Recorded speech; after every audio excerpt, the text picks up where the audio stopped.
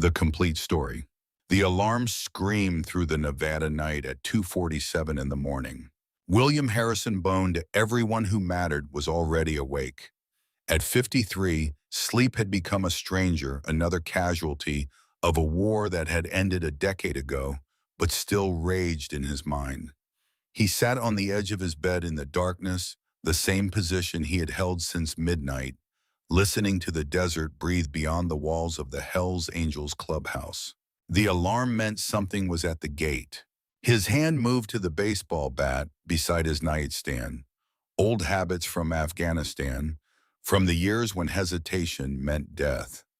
He crossed to the security monitors without turning on a single light.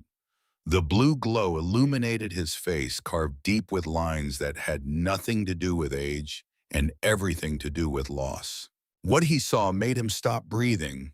A boy, maybe 15, maybe younger, covered in something dark that could only be blood, and in his arms, bundled against his chest like the most precious cargo in the world, a little girl. The boy's legs gave out even as Bone watched. He collapsed to his knees, but his arms never loosened, never let go of the child he carried. Bone's hand moved to the leather cord around his neck, to the locket that hung there. Inside was a photograph of a little girl with his eyes and her mother's smile. Sarah, dead 12 years. Cancer didn't care that she was only 9. Cancer didn't care about anything. He learned that the hard way. Razor. His voice cut through the clubhouse like a blade drawn across stone. Mac, get up now. Razor appeared first shirtless, pistol in hand, moving with the fluid economy of a man who'd spent 20 years as the club's vice president. He didn't ask questions. He looked at the monitor and his jaw tightened. Who the hell? Don't know yet. Bone was already moving toward the front door. But we're about to find out. The Nevada night hit him like a furnace, even at 3 in the morning. Summer didn't care about clocks. The boy looked up as the door opened, his face, a geography of terror, dirt, blood, and something worse. Something that made Bone's stomach clench with recognition. He'd seen that look before, in Kabul, in Kandahar, in the eyes of children who'd watched their families die. Please. The word came out broken, desperate, a sound scraped from the bottom of a 15-year-old soul. Please protect her. They're coming. They'll kill her. Please. The boy collapsed. The girl tumbled from his arms, and Bone lunged forward, catching her before she hit the concrete.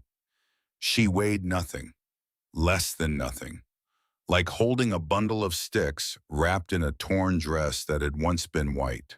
Razor, get them inside. Mac, lock that gate and kill the lights. All of them. Razor holstered his weapon and scooped up the unconscious boy. The kid groaned but didn't wake. Blood dripped from a gash on his forehead, leaving a trail across the concrete like breadcrumbs in a nightmare. Mac sprinted toward the gate controls.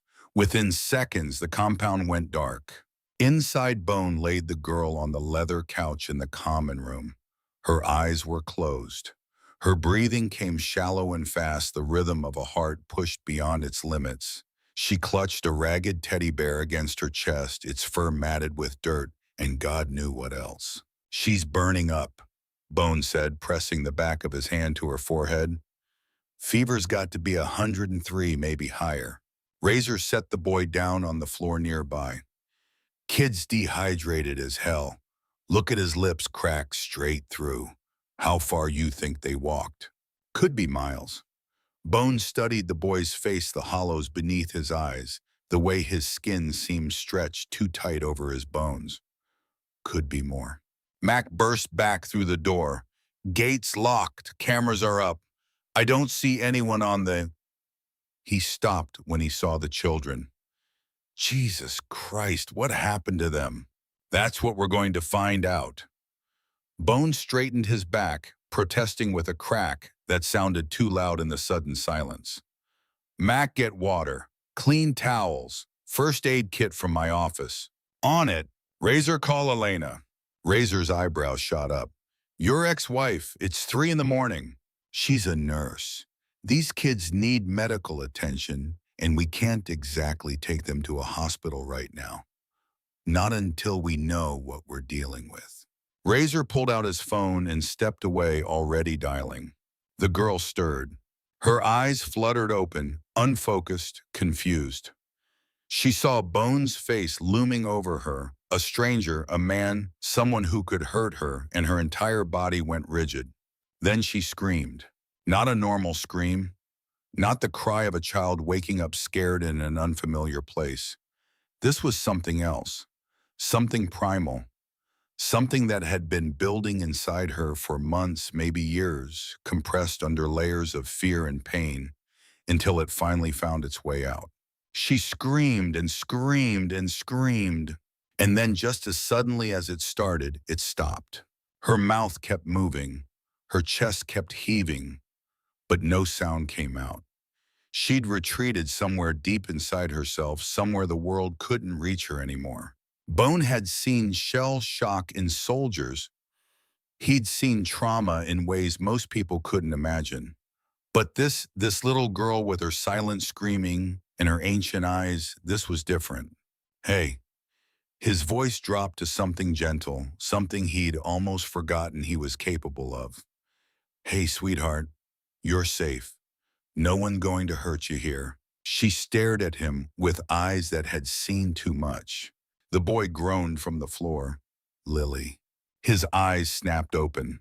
He tried to sit up, failed, tried again. When he saw Bone standing over the girl, something changed in his face. The fear was still there, but now it was wrapped in something harder. He lunged. Bone caught the kid's wrist before his fist connected.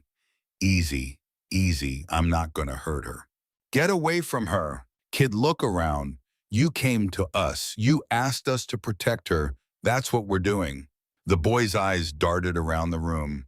Leather furniture, motorcycle parts on shelves, a wall covered in patches and photographs, men in cuts standing in doorways watching. Slowly the fight drained out of him.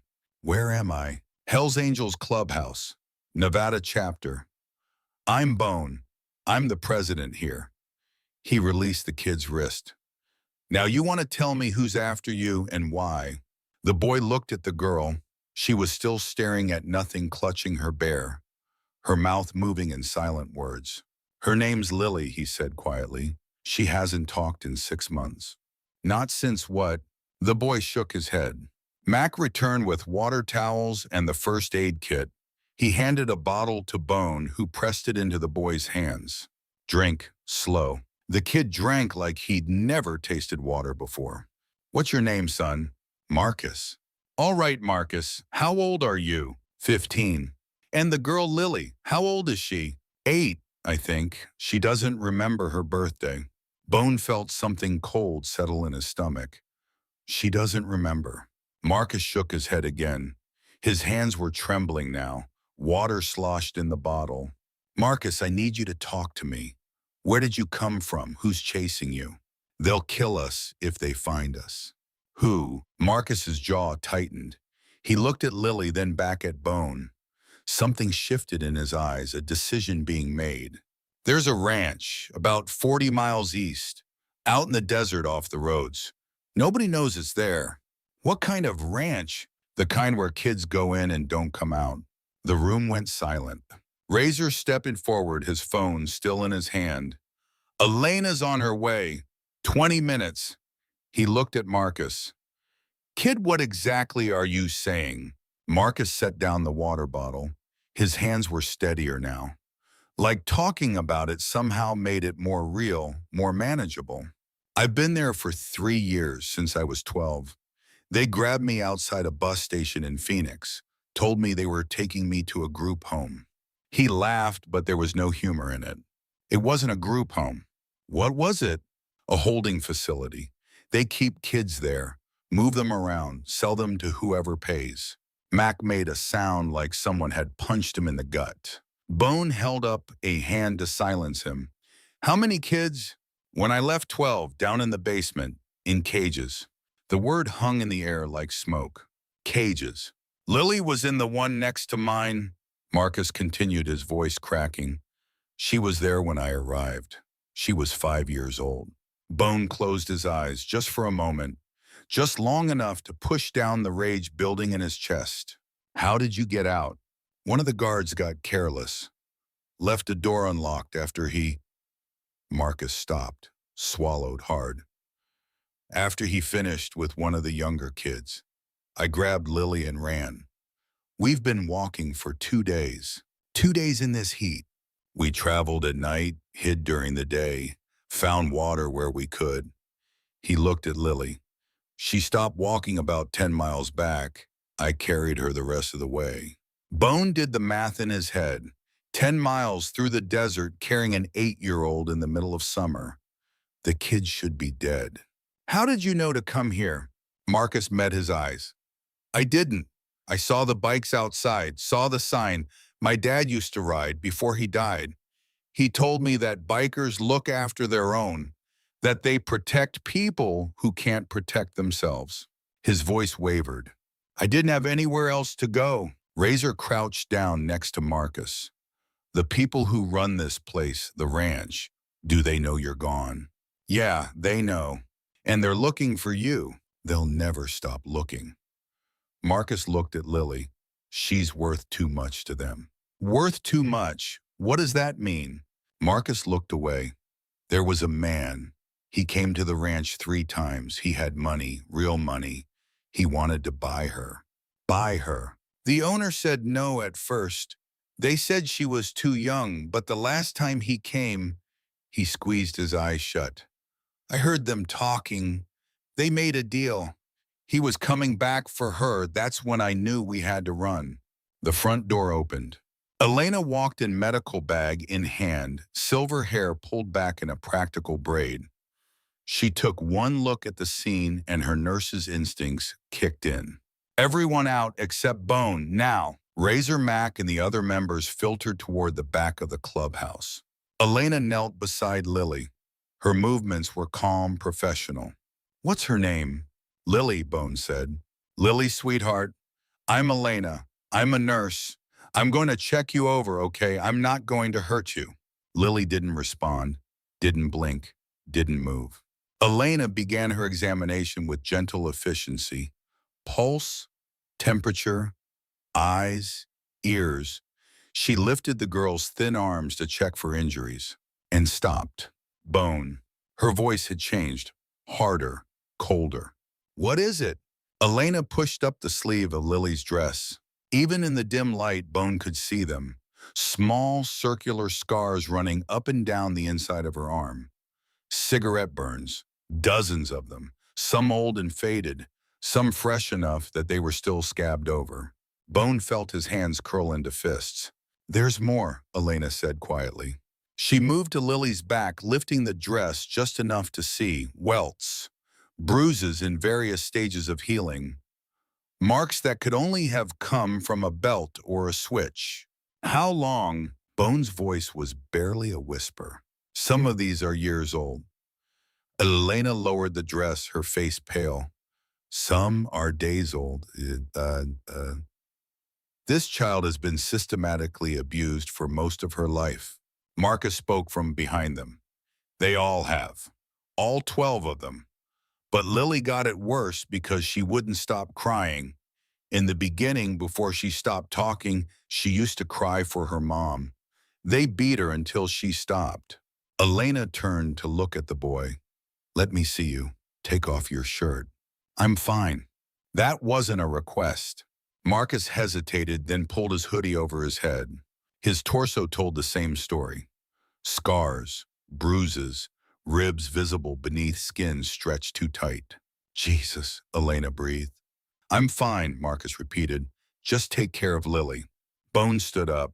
He walked to the window and looked out at the darkness beyond. His reflection stared back at him, an old man with too many ghosts. 40 miles east, a ranch in the desert, 12 children in cages. He'd spent 20 years riding with the Hells Angels. He'd done things he wasn't proud of, things that would send him to prison if anyone ever found out. But he'd always lived by a code. Protect the innocent. Punish the guilty. Never ever harm a child. Someone had violated that code in the worst possible way. And they were still out there, still operating, still hurting kids. But standing here looking at his reflection, Bone felt something he hadn't felt in 12 years. Fear. Not fear of the people who ran that ranch. Not fear of what they might do if he interfered. Fear of failing. He'd failed Sarah. He'd watched cancer eat her alive, and he couldn't do a damn thing about it. He'd held her hand as she died and promised her he'd be okay knowing it was a lie. What if he failed these kids too? What if he tried to save them and couldn't? What if... Bone. Elena's voice pulled him back. I need to talk to you, outside. They stepped out into the desert night. The heat pressed against them like a living thing. Those children need a hospital, Elena said without preamble. They need proper medical care. They need... We can't take them to a hospital, not yet. Why not, Because whoever runs that ranch, they have to have connections. Law enforcement. Medical facilities. How else could they operate for years without anyone noticing? Bone looked at her. We take those kids to a hospital, and within an hour, someone makes a phone call, and then they disappear. For good this time. Elena's jaw tightened. So what do? We keep them safe, we gather information, and then what? You ride out there and take on a trafficking ring, you and your brothers. She shook her head. That's not a rescue mission, Bone. That's suicide. What would you have me do? Turn them over to the system. The same system that's been failing kids like this for decades. I would have you be smart, strategic, not... She stopped. Not do what you always do. And what's that? Act like saving everyone else will somehow make up for the one person you couldn't save. The words hit him like a physical blow. That's not what this is about, isn't it? Elena's voice softened. I love Sarah too. I know what it's like to lose her, but throwing yourself into danger because you think you owe the universe something that's not going to bring her back. I know that. Do you? Because the look in your eyes right now tells me you're planning something that has a very good chance of getting you killed. Bone was quiet for a long moment. There are 12 kids in cages, he finally said. 12 children who are being hurt. Right now, while we stand here talking, and if I don't do something, no one will. That's not true. There are people agencies that have already failed them. Bone turned to face her fully. Marcus said he was taken 3 years ago. Lily's been there since she was 5. That's 3 years of agencies and systems and people who were supposed to protect them doing nothing. Elena looked at him, really looked at the man she'd married 20 years ago, the man she'd divorced 10 years ago when the grief became too much, when loving him meant drowning alongside him. You're going to do this no matter what I say, aren't you? I have to. Why? Because... Bone stopped. The words caught in his throat.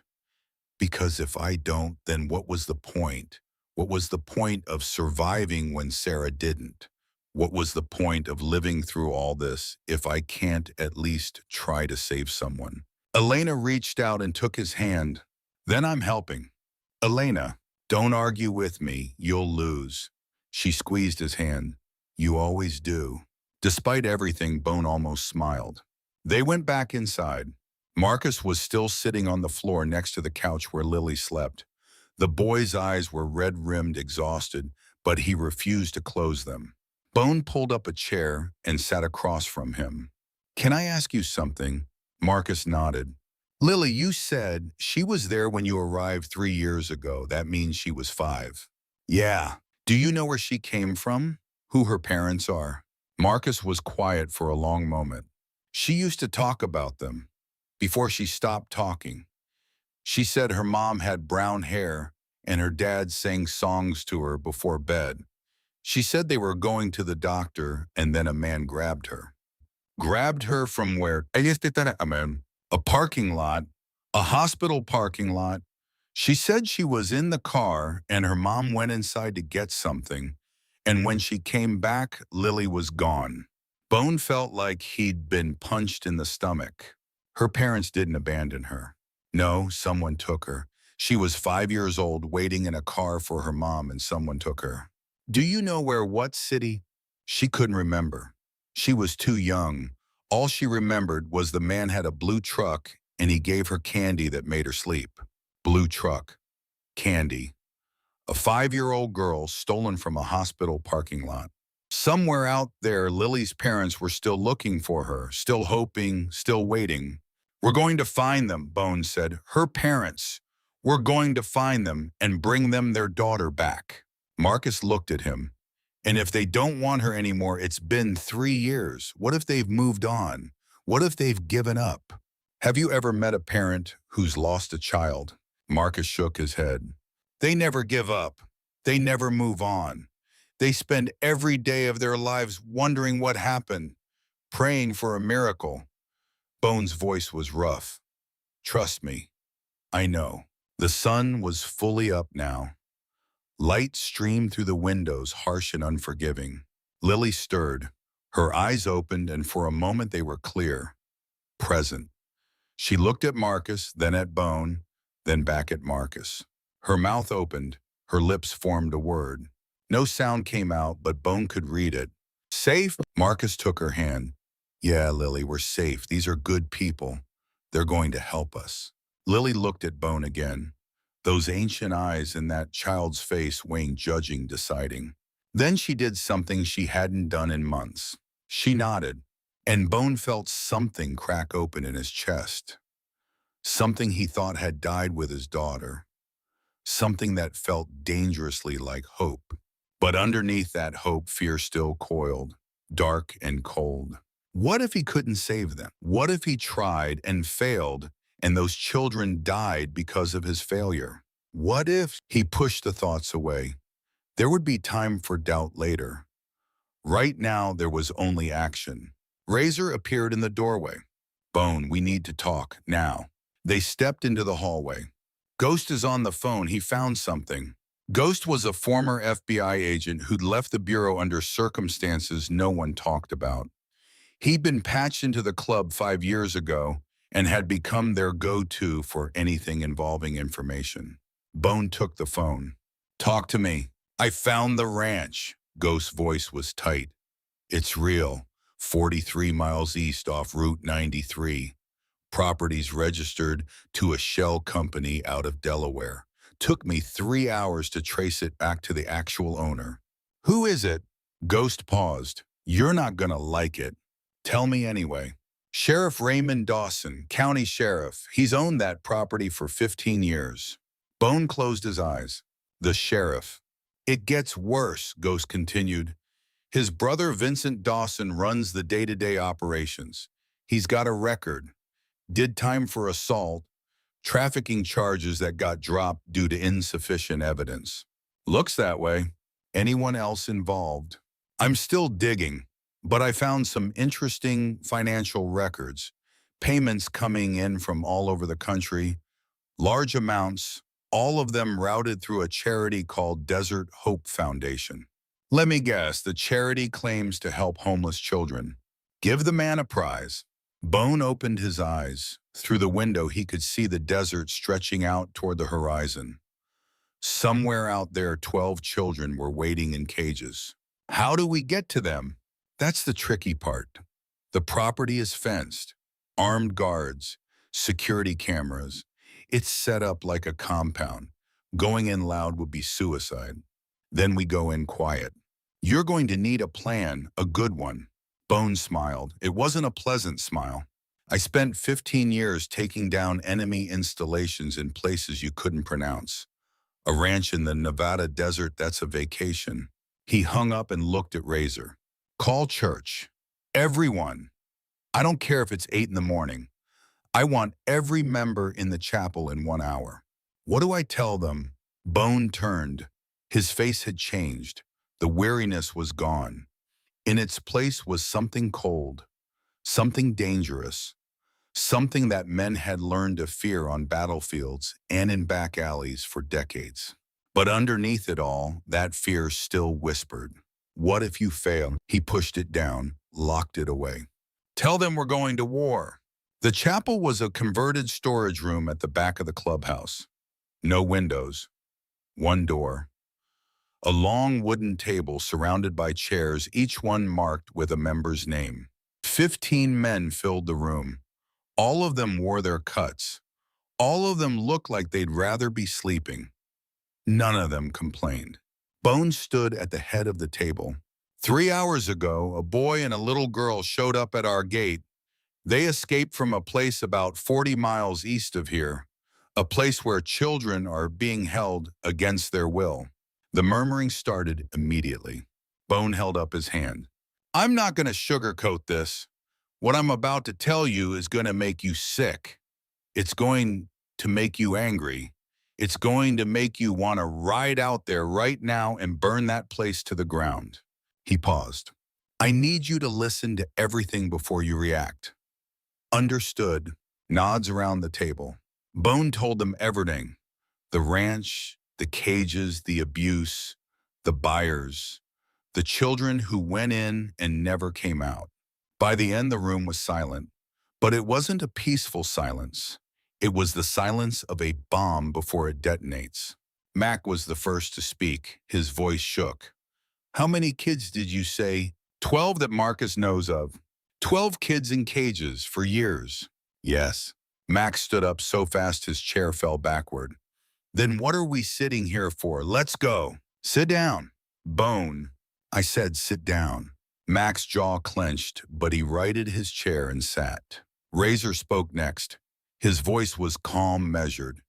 The voice of a man who'd learned long ago that anger was more dangerous when it was controlled. What's the play? First, we get more information. We need to know exactly where this ranch is, how many people are running it, what kind of security they have. We go in blind, we get killed, and those kids never get rescued. And then we make a decision, together, as a club. An older member named Doc raised his hand. What about the cuffs if there's really a trafficking operation out there? The kid says they've got law enforcement on payroll. You believe him. I believe the marks on that little girl's body. I believe what I saw in that boy's eyes. Someone has been hurting those children for years and no one has stopped them. Either the cops are involved or they're so incompetent they might as well be. Doc nodded slowly. So we handle it ourselves. We investigate first, then we decide. Razor stood up. I'll call Ghost back. If anyone can find out what's really going on at that ranch, it's him. Do it. Tell him I need everything he can find by tomorrow night. What about the kids? Mac asked. Where are they going to stay? Here. For now. Elena's agreed to check on them every day until they're healthy enough to figure out something more permanent. And if the people from the ranch come looking, Bone's expression didn't change. Then they'll find out exactly what happens when you threaten children under our protection. The meeting lasted another hour. Plans were made. Assignments given. By the time the sun climbed higher in the morning sky, the Hells Angels had the beginning of a strategy. But Bone knew it wasn't going to be that simple. It never was. And underneath everything, that fear still gnawed at him. He found Marcus in the common room, sitting on the floor next to the couch where Lily was sleeping. The boy's eyes were red-rimmed, exhausted, but he refused to close them. You should sleep, Bone said. I will, later. That's what you said 2 hours ago. Marcus shrugged. Bone lowered himself to the floor, groaning as his knees protested. He wasn't as young as he used to be. Can I ask you something? Marcus nodded. Lily, you said she was there when you arrived 3 years ago. That means she was 5. Yeah. You've been protecting her all this time.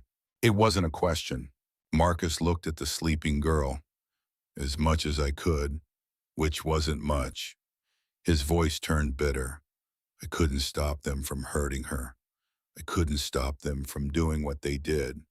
All I could do was be there after, hold her hand, tell her it would be okay, even though I knew it was a lie. It's not a lie anymore. Marcus turned to look at him. I'm going to make you a promise right now, Bone said. And I've never broken a promise in my life. No one is ever going to hurt that little girl again. I will burn this state to the ground before I let that happen. Do you understand me? Something broke in Marcus's face. The armor he'd built up over 3 years cracked just for a moment, and Bones saw the child underneath. The scared, exhausted, desperate child who'd been carrying a weight no teenager should ever have to carry. Why? Marcus whispered. Why would you help us? You don't know us. We're nothing to you. Bones sat back. His hand went to the chain around his neck, the one that held a small photograph in a tarnished locket. I had a daughter, Sarah. She would have been about your age now. Would have been. She died 12 years ago, cancer. I'm sorry. So am I, every single day. Bone opened the locket and looked at the faded photo inside. A little girl with his eyes and her mother's smile. After she was gone, I thought I'd never feel anything again. I rode, I drank, I fought. I tried to outrun the grief until I realized it wasn't something you outrun. It's something you carry. He closed the locket. But tonight you showed up at my door. A boy who spent 3 years protecting a little girl because no one else would. A boy who walked 40 miles through the desert because he believed that somewhere, somehow, there were people who would help. Bone met Marcus's eyes. I can't save my daughter. She's gone. But I can save Lily. I can save you. I can make sure that whatever happened in that desert never happens again. Marcus was crying now, not sobbing, just silent tears streaming down his face. What if you can't, he said. What if you try and it all goes wrong and more kids die because of it? And there it was. The fear Bone had been trying to push down, spoken aloud by this 15-year-old boy who understood exactly what failure meant. Then at least I tried, Bone said quietly. At least I didn't sit back and do nothing. But even as he said the words, doubt gnawed at him. What if trying wasn't enough? What if... The front door opened. Elena appeared, her face set in the expression Bone knew meant she had news. We need to talk, now. They stepped outside again. I've been thinking about what you said, Elena began. About the ranch, about going in to rescue those kids. And I think you're terrified. Bone started to protest, but she held up her hand. Not of the people running the ranch. Not of the danger. You're terrified of failing. Of trying to save those children and watching them die anyway. Just like Sarah. The words hit him like stones. That's not... Don't lie to me, Bone. I was married to you for 10 years. I know what fear looks like on your face. Her expression softened. And I understand it. I really do. But there's a difference between what happened with Sarah and what's happening now. What's that? Sarah was fate, a disease that no amount of love or determination could stop. This, she gestured toward the clubhouse. This is choice. Those children are suffering because people chose to hurt them. And they'll keep suffering unless someone chooses to stop it. And if I choose wrong, if I get those kids killed, then you tried. That's more than anyone else has done for them. Elena stepped closer. You're so afraid of failing that you're willing to guarantee it by not trying at all. Is that really what Sarah would want? For you to spend the rest of your life paralyzed by the fear of making a mistake? Bone looked at her. This woman who had loved him, left him, come back to him when 2 desperate children showed up at his door. No, he said quietly, she wouldn't want that. Then stop letting fear make your decisions. You're William Harrison. You spent 15 years in combat zones, saving people who couldn't save themselves. You've earned the right to at least train. Something shifted in Bone's chest. The fear didn't disappear. It never would, but it loosened its grip. You're right. I know I'm right. I'm always right.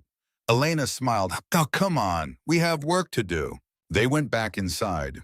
The day passed in a strange rhythm of normalcy and tension. Elena tended to the children. Marcus finally slept, his body winning the argument against his mind.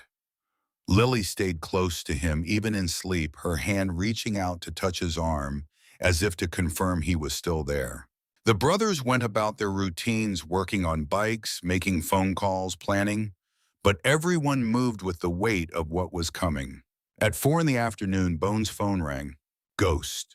Talk to me. I've got eyes on the ranch. Satellite imagery from this morning. 6 guards on rotation, 2 at the main gate, 2 patrolling the perimeter, 2 at what looks like an underground structure behind the main house. That's where they're keeping the kids. Most likely, the structure is partially underground. Steel door, padlocked from the outside. Bones' jaw tightened. Weapons, rifles, handguns. I spotted what looks like a shotgun on one of the perimeter guards. What about Dawson? Is he there? Sheriff Dawson left the property about 3 hours ago. His brother Vincent is still there. He's the one running things day to day. Anyone else? There's a woman, mid-40s, comes and goes. I think she handles the ghost paused. The buyers. The what? I traced some of the financial records deeper. There's a transaction scheduled for tonight, 11 p.m. Someone's coming to pick up merchandise. Merchandise. Children reduced to merchandise. How much time do we have? It's 4 now, 7 hours, maybe less. We'll be there in 5. Bone. Yeah. I pulled the FBI file on Vincent Dawson. He's done this before. Oklahoma, Texas, Arizona. Every time when the operation got compromised, he burned it down. Buildings, records, everything. The kids too. The kids too. Bones' grip tightened on the phone. Not this time. I'm just telling you what you're dealing with. This man has no limits, no conscience. He will kill every single one of those children if he thinks it'll save his own skin. Then we better make sure he doesn't get the chance. Bone hung up and turned to face his men, 15 brothers, all of them watching him waiting. And underneath his determination, fear whispered its constant refrain. What if you fail? But this time he had an answer. Then at least I tried. Here's what we know, he began. 6 guards, armed, 2 at the gate, 2 on patrol, 2 guarding the structure where the kids are being held. There's a buyer coming at 11. We have 7 hours to get in, get the kids out, and shut this operation down permanently. What about the cops? Doc asked. If the sheriff's involved, we go around the local cops. Ghost is contacting the FBI right now, but we can't wait for them. By the time they mobilize, those kids will be dead. Max stepped forward. I'm in. Me too, Razor said. One by one, every man in the room nodded. Bone felt something swell in his chest, pride, gratitude, love. These men were about to risk everything for children they'd never met. All right, here's the plan. Marcus's voice cut through. I'm coming with you. Every head turned. Absolutely not, Bone said. I know that place better than anyone. I know where the guards stand. I know which doors are locked and which ones aren't. I know where they keep the kids. You're 15 years old. Then I survived 3 years in that hellhole. I got Lily out when no one else could. I'm not sitting here while you try to save those kids blind. Bone stared at the boy, at the determination in his eyes, at the set of his jaw, at the fact that Marcus was right. You stay in the vehicle. You do not get out until I personally tell you it's clear. Understood. Marcus nodded. Understood. Elena appeared at Bone's side. I'm coming too. Elena, don't argue. You'll need medical support. And before you say I should stay with Lily, I've arranged for another nurse to come sit with her, someone I trust completely. Bone looked at her, at this woman who kept showing up when he needed her most. All right, but you follow orders, no exceptions. Since when have I ever followed your orders? Despite everything, Bone almost smiled. Lily suddenly stood up from the couch. She walked over to Bone, her bare feet silent on the floor. She looked up at him with those eyes that had seen too much. Bring them home. 3 words, clear and strong. Bone knelt down to her level. I will, I promise. She reached out and touched the locket around his neck. The one with his daughter's picture. She's watching, Lily whispered. She wants you to save them. Bone couldn't speak. He just nodded, stood up, and walked toward the door. Behind him, fear whispered one more time. What if you fail? And ahead of him, duty answered. Then you try anyway. The night swallowed them whole. 15 motorcycles roared into the darkness, heading east toward the desert, toward the ranch, toward the children who had been waiting for rescue for far too long. Marcus rode behind Mac, his arms wrapped tight around the younger biker's waist. The wind whipped his face. The stars blurred overhead. For the first time in 3 years, he was going back to the place that had stolen his childhood. But this time he wasn't running away. This time he was coming to burn it down. They killed their engines a quarter-mile from the property. The silence was deafening after the roar of 15 bikes. Bone gathered them close. His voice was barely above a whisper. Razor, take Doc and 3 others. Circle around to the north side. There's a weak point in the fence Ghost identified. You get in, you get to that underground structure. You get those kids out. What about the guards? Leave them to me. Bone. I said leave them to me. Razor nodded slowly. He knew that tone. Bone wasn't asking for input. He was giving orders. Mac, you stay with Marcus. Keep him in the vehicle like we discussed. If anything goes wrong, you get him out of here. Nothing's going to go wrong. If it does, promise me. Mac's jaw tightened. I promise. The rest of you with me. We're going through the front gate. Through it. Bone smiled. It was not a pleasant smile. They're expecting us. Let's not disappoint them. They moved through the darkness like ghosts. Years of riding together had made them more than brothers. They could communicate without words, anticipate each other's movements, function as a single unit. The fence came into view, chain link topped with barbed wire. 2 guards at the gate, just like Ghost said. They were smoking, talking, not paying attention. Bone held up his hand. Everyone stopped. He could hear the guards' conversation now. Something about a football game. One of them laughed at something the other said. Normal men having a normal conversation while children rotted in cages behind them. Bone's blood turned to ice. He moved forward alone. Silent. Invisible. 20 years of military training came back like muscle memory. The first guard never saw him coming. One hand over his mouth, the other on a pressure point that dropped him unconscious in seconds. Bone lowered him to the ground without a sound. The second guard turned at the soft thump. His eyes went wide. His hand reached for his rifle. Too slow. Bone was on him before he could make a sound. Another pressure point. Another unconscious body. He waved his men forward. They zip-tied the guards and moved toward the main house. Lights were on inside. Movement behind the windows. Voices. How many? Razor whispered. Bone counted the silhouettes. 3 inside, maybe 4. The kids are in the back structure, underground. You need to move now. Razor nodded and peeled off with his team, disappearing into the shadows around the north side of the property. Bone approached the main house. The front door was 10 feet away. 8, 6. He kicked it in. The door exploded inward. 3 men inside scrambled for weapons. Bone was faster. 2 shots. 2 men down. Non-lethal, shoulders. They wouldn't be using their arms anytime soon. The third man dove behind a couch. Who the hell are you? Where's Vincent Dawson?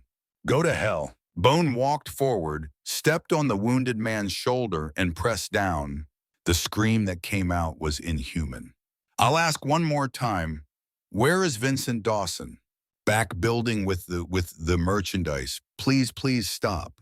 Bone released the pressure. He looked at his brothers. Secure these 3. Make sure they don't go anywhere. What are you going to do? End this. He moved through the house toward the back door. The underground structure was visible now. A concrete bunker built into a small hill. 2 more guards stood at the entrance, rifles ready. They'd heard the commotion. They knew something was wrong. Bone didn't care about stealth anymore. He stepped into the open. Drop your weapons. Both guards raised their rifles. 2 shots rang out from somewhere to Bone's left. Both guards dropped, clutching their legs. Razor emerged from the shadows, pistol smoking. You're welcome. I had it handled. Sure you did. They moved to the bunker entrance, a heavy metal door, padlocked from the outside. They lock kids in from the outside, Razor said, his voice thick with disgust. Bones shot the padlock. It shattered. He pulled the door open. The smell hit him first. Urine, fear, decay. The smell of suffering concentrated in a small space for far too long. Then he heard them, whimpering, crying, small voices begging in the darkness. It's okay, Bone called out, his voice cracking. We're here to help. No one's going to hurt you anymore. He found the light switch. Fluorescent bulbs flickered to life.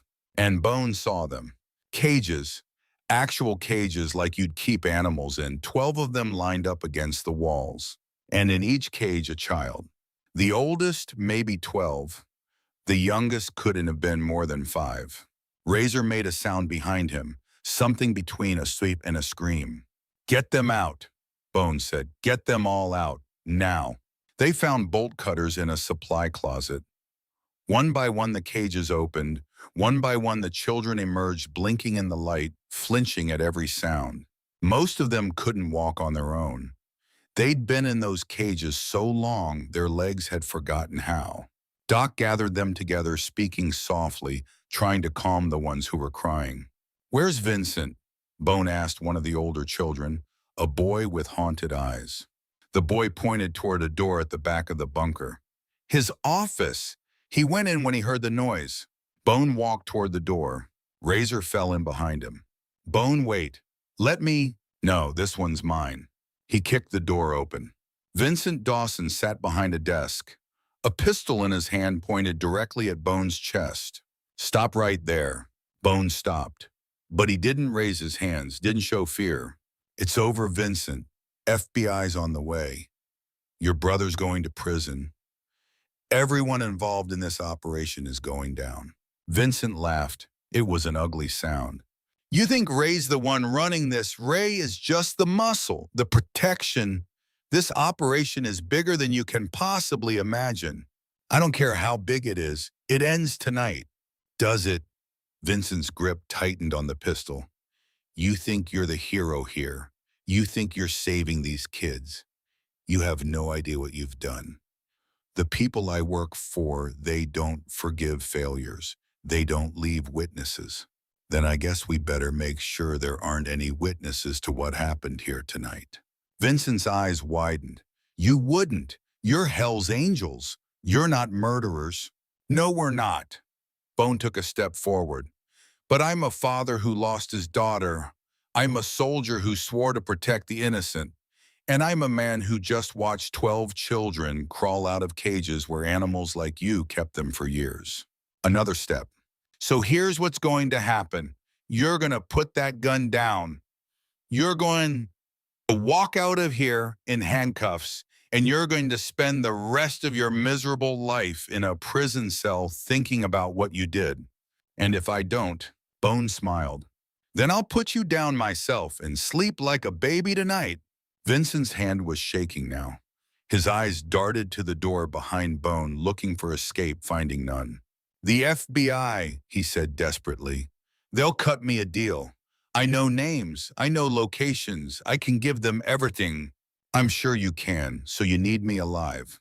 No, Bone's voice was cold. I need you to stop talking. He moved faster than a man his age should be able to move. His hand closed around Vincent's wrist.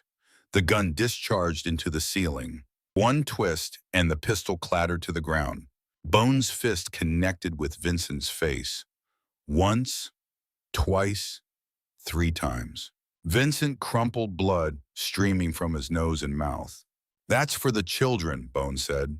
And underneath his rage, underneath his righteous fury, a small voice whispered, You did it. You didn't fail. He grabbed Vincent by the collar and hauled him up. This is for Marcus and Lily. One more punch. Vincent went down and didn't get back up. Razor appeared in the doorway. FBI's 5 minutes out. We need to clear the area. Doc's got the kids. All 12 of them. They're scared but alive. Good. Bone looked down at Vincent's unconscious form. Make sure this garbage is still breathing. The FBI will want to interrogate him. They emerged from the bunker into the cool night air. The children were huddled together near the vehicles wrapped in blankets the team had brought. Some of them were crying, some of them were silent, staring at nothing. Marcus pushed past Mac and ran toward them. He scanned the faces, searching. Tyler. A boy looked up, maybe 10 years old, red hair, freckles hidden beneath dirt and bruises. Marcus. They collided in a hug that almost knocked them both over. You came back, Tyler sobbed. You said you'd send help, and you came back. I told you I would, I promised. Bone watched from a distance, and for the first time in 12 years, the fear was gone. He'd done it. He'd saved them. Not all of them. Not the ones who'd come before. Not the ones who had already been sold or killed or broken beyond repair. But these 12 children were alive because he tried. Then he heard something that made his heart stop. Sirens. Not FBI sirens, different, closer. Sheriff's department. A voice boomed through a megaphone. Everyone on the ground. Now. Sheriff Raymond Dawson's cruiser came screaming up, the road lights blazing. 3 more cruisers behind him. A dozen deputies piled out, weapons drawn. On the ground, all of you. Bone raised his hand slowly. We're not the criminals here, Sheriff. Your brother's inside along with enough evidence to put both of you away for life. Dawson's face contorted with rage.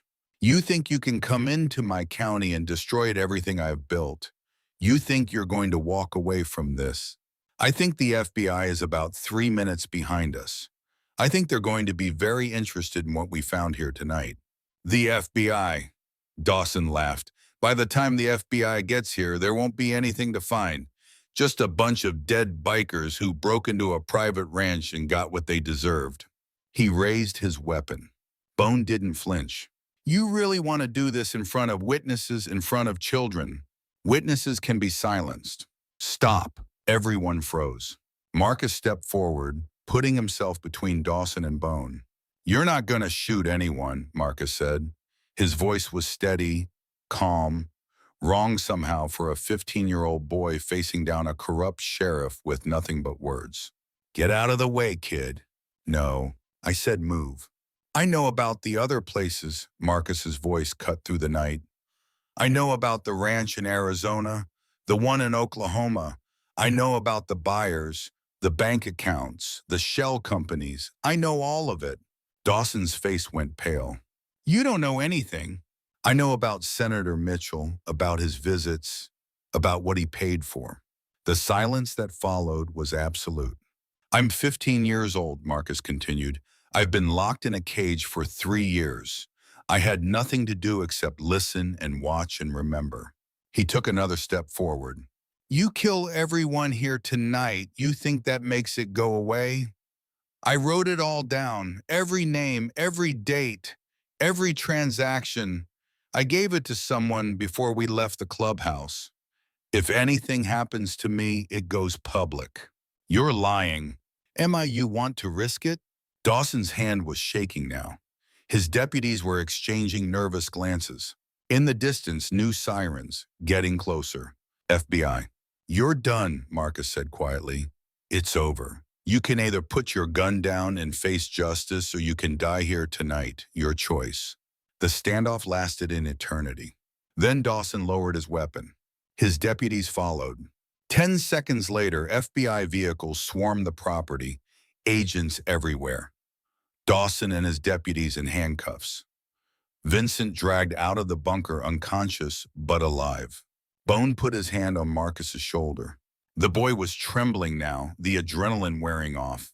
That was either the bravest or the stupidest thing I've ever seen. I wasn't lying, Marcus's voice was small. I really did write it all down. Elena has it. Of course she does, Bone almost laughed. You've been planning this for years, haven't you? Since the day they took me. I knew someday I'd get out.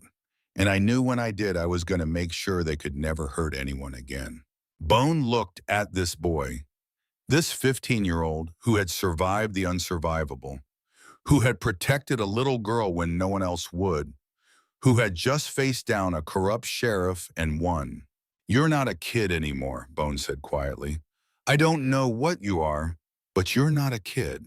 Marcus looked at the children being loaded into ambulances, at Tyler, who was still clutching his arm like he'd never let go, at the FBI agents swarming the property. "I'm just someone who didn't want anyone else to go through what we went through." "That's not just someone, that's a hero." Marcus shook his head. "I'm not a hero, I'm just tired." And then for the first time since this nightmare began, he let himself collapse. Mac caught him before he hit the ground. "Get him to the ambulance," Bone ordered. "He needs fluids, rest, probably a psych eval." "What about you?" Bone looked at the chaos around him.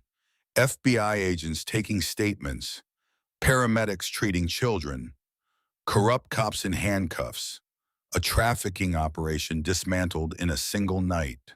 "I need to make a phone call." He walked away from the scene, pulled out his phone and dialed Elena's number. She answered on the first ring. "Tell me everyone's alive." "Everyone's alive. The kids are safe. All 12 of them." Elena's breath caught. "Thank God. Thank God." "How's Lily?" She's something, Bone. She hasn't stopped talking since you left. It's like a dam broke. She's telling me everything. About the ranch, about Marcus, about what they did to her." "That's good. That's progress." "Is it because some of what she's telling me," Elena's voice cracked, "these monsters, what they did to these children?" "I know, I saw." "How do we fix this? How do we help them recover from something like this?" Bone looked up at the stars, the same stars that had watched over those children for years while they suffered. "We do it one day at a time. We give them safety, stability, love, and we never ever let them forget that there are people in this world who will fight for them." "You're a good man, Bone. I'm a man who almost didn't try, who almost let fear win. But you didn't. That's what matters." He hung up and stood there in the darkness. 12 children. That's how many were going to sleep safely tonight because he pushed past his fear and tried anyway. The fear of failure would always be there. He knew that now. It wouldn't magically disappear just because he'd succeeded once. But maybe that was okay. Maybe courage wasn't the absence of fear. Maybe courage was trying anyway. The ride back to the clubhouse was quiet. No roaring engines this time, just the soft hum of exhaustion and relief mixing with something darker, the knowledge that this wasn't over. Bone rode at the front, his body operating on autopilot while his mind replayed everything that had happened. 12 children freed, Vincent Dawson in custody, Sheriff Dawson arrested, a trafficking operation exposed. It should have felt like victory. But something gnawed at him. Something Vincent had said. "This operation is bigger than you can possibly imagine." The clubhouse came into view as dawn broke over the desert. Pink and gold light spilled across the horizon, painting the world in colors that felt too beautiful for what they'd been through. Lily was waiting at the gate. She stood alone, her small figure silhouetted against the rising sun. When she saw the bikes approaching, she started running. Bone barely had time to dismount before she crashed into him. "You're back," she sobbed. "You're back, you're back, you're back." "I told you I would be." "I know, but I was scared. I was so scared." She pulled back and looked at his face, searching for injuries, for signs that this was real. "Is everyone okay? Is Marcus okay? Did you find Tyler?" "Everyone's okay. Marcus is right behind me. And Tyler." Marcus climbed off Mac's bike, and Tyler was right there with him. The two boys hadn't let go of each other since the ranch. Lily made a sound that wasn't quite human, a cry of relief so profound it seemed to come from somewhere deeper than her lungs. She ran to them and threw her arms around both of them. And for a long moment, the three of them just stood there holding each other, crying alive. Elena appeared at Bone's side. She looked exhausted. "The FBI called," she said quietly. "They want to brief you today. They can wait." "Bone, they can wait. These kids need rest. We all need rest." The FBI will still be there tomorrow. Elena didn't argue. She just nodded and walked toward the children, her nurse's instincts kicking in even through her exhaustion. Inside the clubhouse, the atmosphere was strange. Relief mixed with tension. Pride mixed with worry. They'd won a battle, but everyone could feel the war wasn't over. Ghost was waiting in Bones' office laptop, open face grim. We need to talk. Bones sat down heavily. What now? I've been digging into the financial records from the ranch, the ones the FBI seized. Ghost turned the laptop around. You need to see this. The screen showed a complex web of transactions. Money flowing from dozens of sources into the Desert Hope Foundation, then out again to various locations. What am I looking at? A network. The ranch you hit last night, that was one node. There are at least 15 others across 7 states. Bone felt something cold settle in his stomach. 15. That I can confirm. There might be more. Ghost pulled up another document. And there's something else. 3 of the kids you rescued last night, Tyler, a girl named Sophie, and a boy named Danny, their files are flagged. Flagged how? Pre-sold. There were buyers lined up for them specifically, high-value buyers who paid in advance. How much in advance? 6 months ago for Tyler, a year ago for Sophie, 2 years ago for Danny. Bone closed his eyes. They've been waiting that long. And now their merchandise is gone, rescued by a motorcycle club and sitting in protective custody. Ghost's voice was grim. These aren't the kind of people who forgive losses, Bone. These are people with resources, connections, power. What are you saying? I'm saying the children aren't safe. Not really. Not as long as this network is still operational. A knock at the door. Razor entered, his face pale.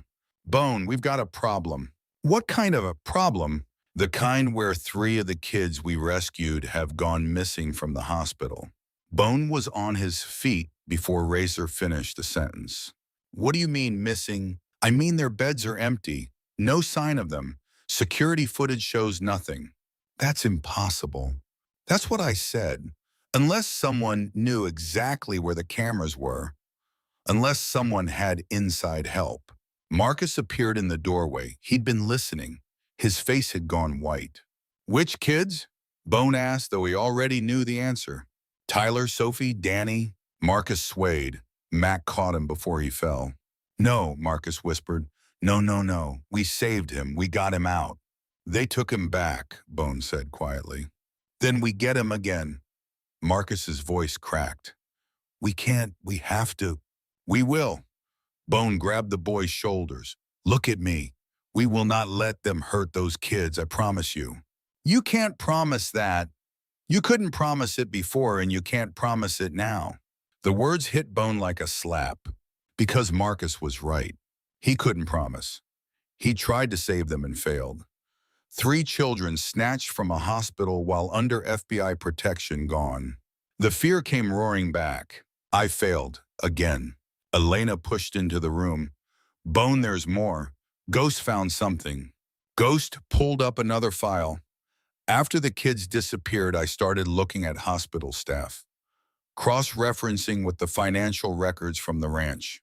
And one of the night nurses, Carol Brennan, received a payment of $50,000 3 days ago from a shell company linked to the Desert Hope Foundation. She was paid to look the other way, Razor said. Worse, she was paid to facilitate. Security footage might show nothing, but I pulled the medication logs. Someone administered sedatives to all 3 children at exactly 2:15 in the morning, 30 minutes before they disappeared. Bone felt rage building in his chest. Where is she now? Gone. Didn't show off for her shift today. Her apartment is empty. Her car's missing. Find her. I'm trying, but Bone Ghost hesitated. There's something else. Something Lily said to Elena while you were gone. Elena stepped forward. She told me about a place. She called it the Mountain. She said that's where they take kids who are too much trouble, kids who try to escape, kids who know too much. Marcus made a sound like he'd been punched. You know about this, Bone said. It wasn't a question. Marcus nodded slowly. I heard guards talking about it. They said the mountain was where bad kids went to become good products, but I never knew where it was. I hoped it was just something they said to scare us. It's real, Ghost said. I've been looking for it for the past 3 hours, and I think I found it. He pulled up satellite imagery, a mountain range, Colorado Rockies, a facility built into the side of a peak partially hidden by forest. This is an old mining complex, abandoned in the 70s, purchased 8 years ago by a shell company, officially being renovated for private research. Unofficially, heat signatures show at least 50 people inside. The facility goes deep 5 levels based on the original mining surveys, and there's vehicle traffic, regular deliveries, always at night. Bones stared at the image. That's where they took them. Most likely. Then we go get them. Bone. Razor's voice was careful. We just hit one facility. We got lucky. This is different. This is fortified. Professional. We go in there, we might not come out. Then we don't come out. But those kids do. That's not a plan. That's suicide. Bone slammed his hand on the desk. Then what would you have me do?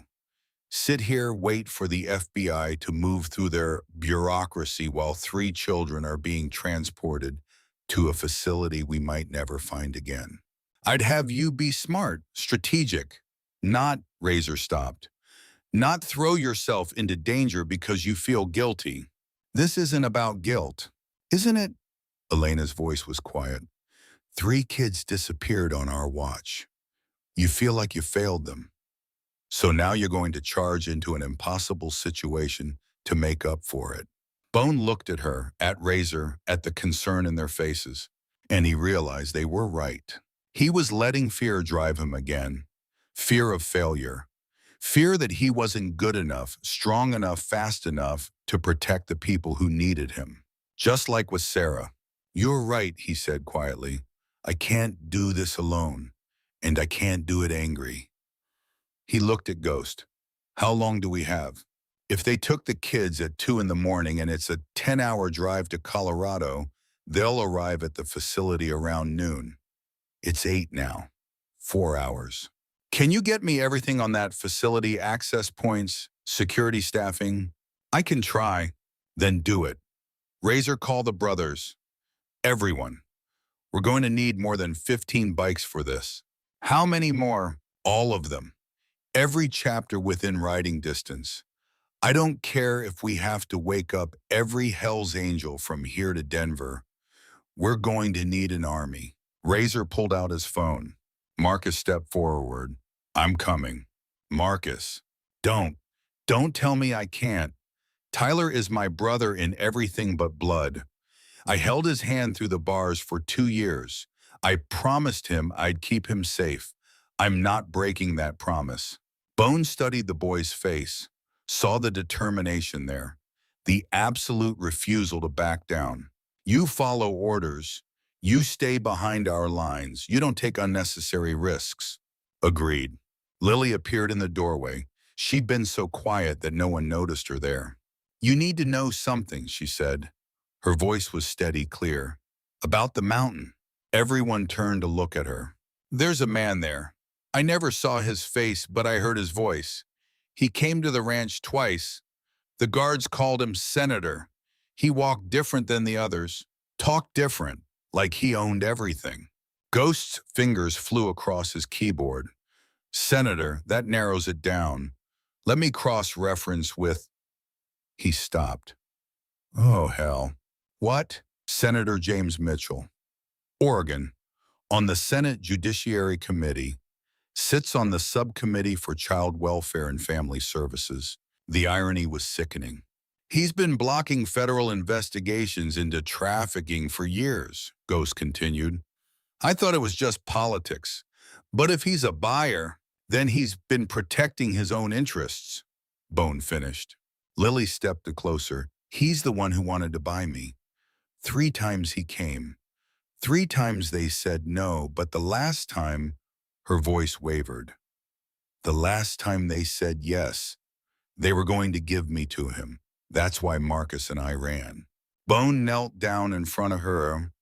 He's never going to touch you, I promise. But he might touch other kids. At the mountain right now. She was right. Bone stood up. Ghost find me everything on Senator Mitchell, where he lives, where he works, his schedule, his connections, everything. You're going after a sitting senator. I'm going after a child predator who happens to be a sitting senator. There's a difference. His phone rang. Unknown number. He answered. Yeah. Mr. Harrison. A woman's voice. Professional. Cold. This is Margaret Chen with the FBI. We need to speak immediately. I'm listening. Not over the phone. My team will be at your location in 30 minutes. Please don't go anywhere. She hung up. Bone looked at his brothers. FBI's coming. 30 minutes. What do we tell them? Mac asked. The truth. That 3 children disappeared from federal custody and we're going to get them back. They're not going to let us mount a rescue operation. Then we don't ask for permission. The 30 minutes passed too quickly. 2 black SUVs pulled up to the gate. 6 agents emerged led by a woman in her 40s with sharp eyes and a sharper suit. Margaret Chen. She showed her credentials at the gate. Bone let them in. They sat in the common room, the FBI on one side, the Hells Angels on the other. The children had been moved to a back room away from the tension. Let me be clear, Chen began. What you did last night was reckless, dangerous, and technically illegal. We saved 12 children. You compromised an ongoing federal investigation. What investigation? Those kids had been in cages for years. Where was the FBI then? Chen's jaw tightened. We didn't know about the ranch until Ghost, your associate, tipped us off yesterday afternoon. And if he hadn't, how much longer would those kids have waited? That's not the point. That's exactly the point. Bone leaned forward.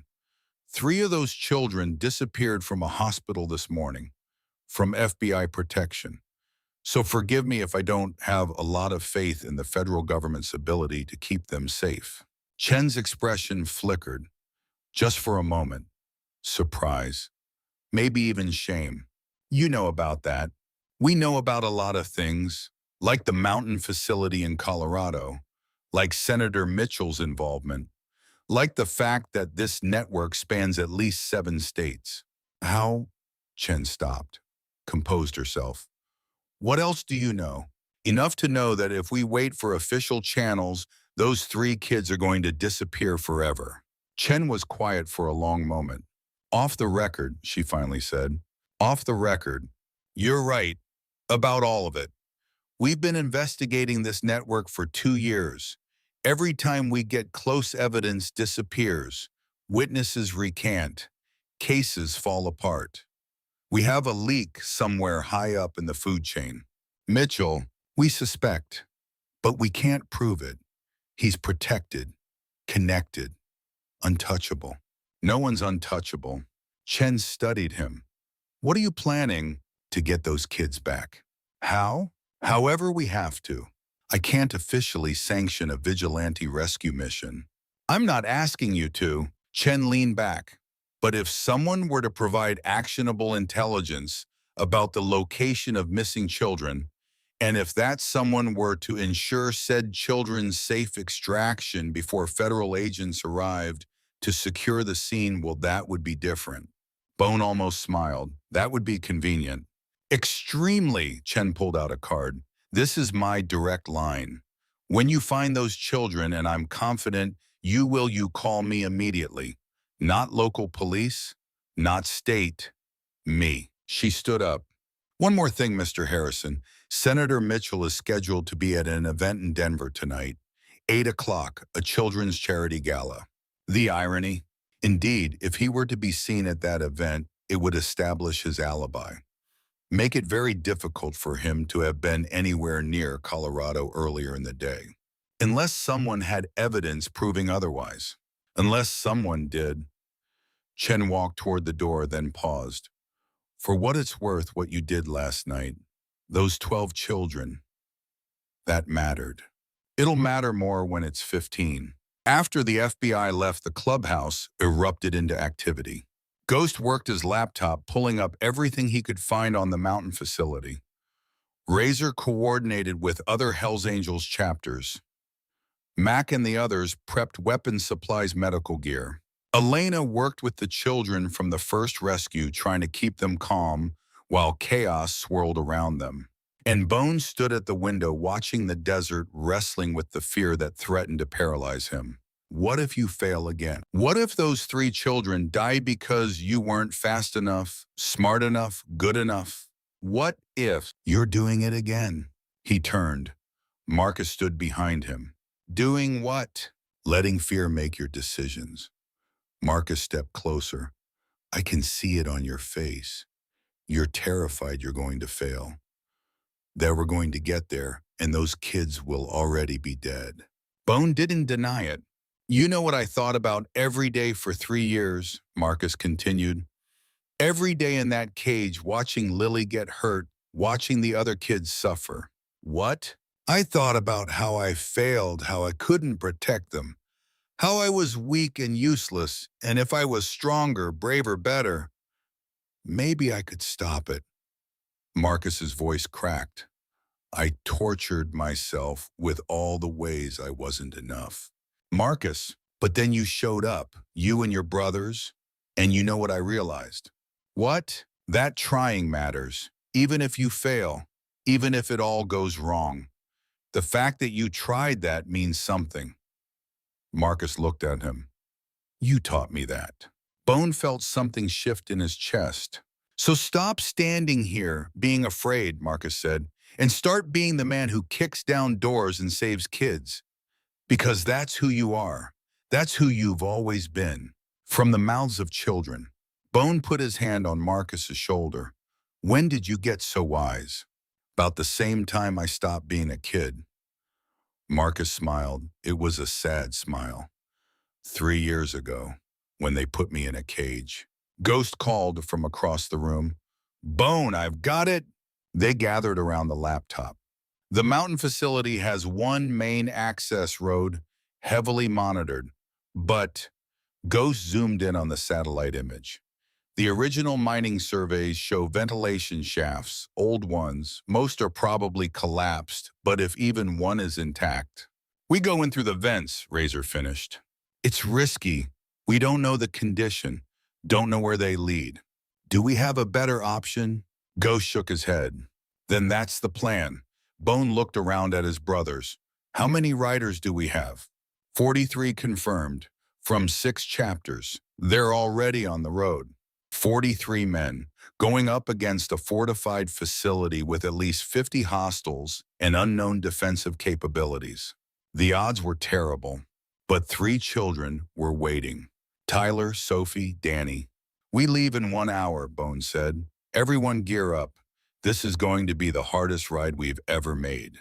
Lily appeared at his side. She pressed something into his hand. Her teddy bear. For Tyler, she said. So he knows we're coming. Bone looked down at the ragged toy. This little girl's most precious possession. I'll make sure he gets it. She stood on her toes and kissed his cheek. Grandpa Bone, she whispered. That's what I'm going to call you, if that's okay. Bone couldn't speak. His throat had closed up entirely. He just nodded. Elena appeared. I'm coming with you.